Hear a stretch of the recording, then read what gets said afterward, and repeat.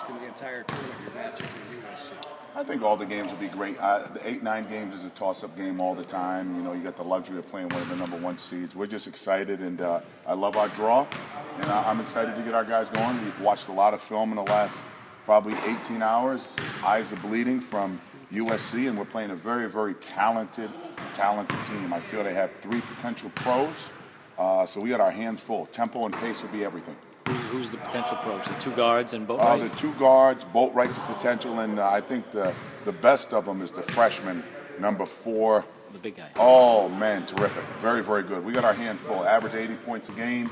They play a very freestyle offense, a lot of threes, a lot of quick shots. Transition defense is going to be everything in our team toughness. How much have you watched? The team right now, and what's your message to them as you guys enter? I love where my team is right now. Mentally, I think we're in a good space. Physically, I think we're in a good space. You got to be excited. It's March Madness. I think we're as healthy as we've been in a long time. How much have you watched? How much sleep have you had? I've probably slept 2 hours. Went home and watched film from about 9 to about 2. Slept till 4:30. Walked back up and watched film from about 4:30 to 9, and then went for a run. Met with our staff. Went over a lot of the things that we need to do. You know what I mean? Their guards are they're a great team. You know, I think a lot of coaches are going to say that, but they're young, so I think that's one of their weaknesses as far as knowing, you know, just being on that stage. Hopefully, Kyron, Chris, Ben, Jalen Jr. have some carryover and have tournament experience. Hopefully, that could help us.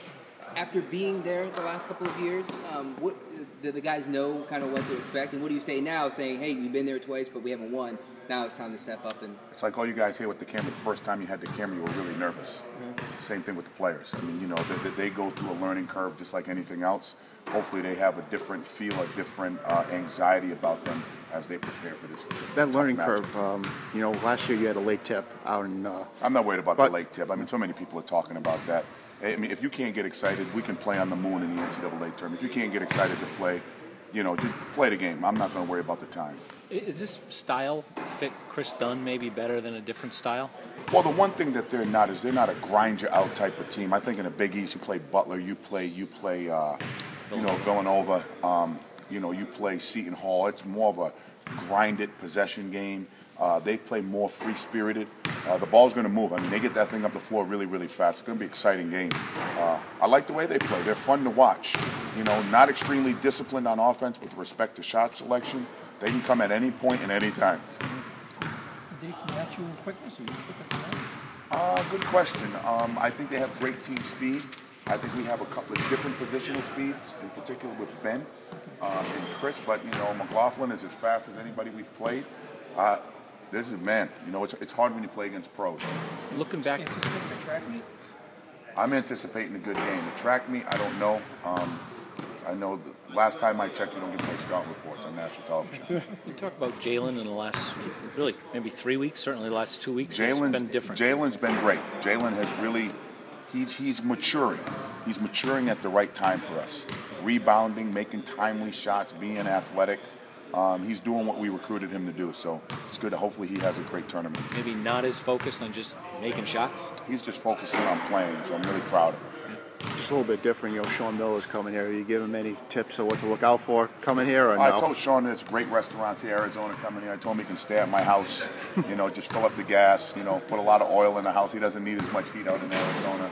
Right. We've been on the phone talking a lot, actually.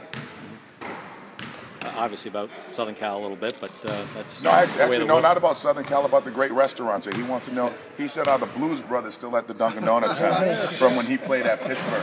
That's right, when he played at Pittsburgh. So he's excited to come. He wants some restaurants. His wife has talked to my wife. We spent a month together in Greece. Our families did, so it's a really close connection.